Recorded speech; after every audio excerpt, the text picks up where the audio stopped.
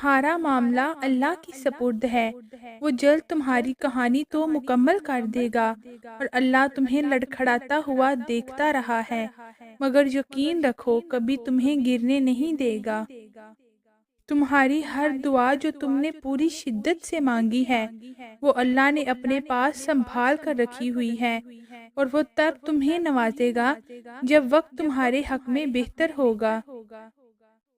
ہر دیر اپنے ساتھ خیر لے کر آتی ہے، تم یقین رکھو ہو سکتا ہے کہ تمہاری آزمائش کا آخری مرحلہ ہو اور اس کے بعد اللہ کا معجزہ ہو جائے۔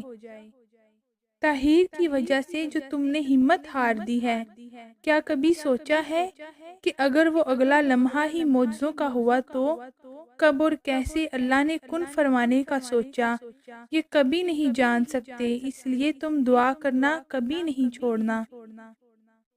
جو راستے ابھی تمہیں انجان لگ رہے ہیں، دیکھنا اللہ انہی راستوں سے معجزوں کا سفر شروع کر دے گا۔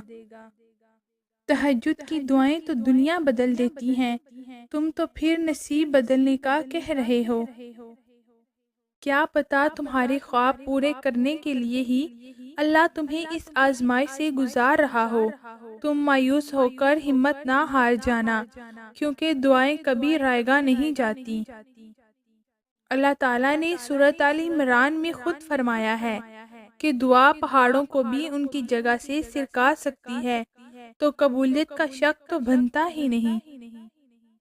بہت جلد تمہارا نصیب بدلنے والا ہے، تمہیں وہ ملنے والا ہے جس کے ملنے کی تڑپ نے تمہاری مسکراہٹ چھین لی تھی۔ بہت جلد تم خوش ہونے والے ہو۔ اللہ تمہارے سب خوابوں کو حقیقت میں بدلنے پر قادر ہے۔ اپنی خواہشات کا اظہار اللہ کے سامنے کرو اور یقین سے دعائیں مانگو، وہ تمہیں کبھی مایوس نہیں کرے گا۔ ساری دنیا اگر تمہیں مل کر مایوسی کی طرف دھکیلے اور تم اللہ پر کامل یقین رکھو تو وہ تمہارے لیے غیب سے وسیلے بنا دے گا۔ ناقابل برداشت لمحوں میں دل کو صبر آ جانا اس بات کی دلیل ہے کہ اللہ تمہیں اس آزمائش کے ذریعے اپنے قریب کرنا چاہتا ہے۔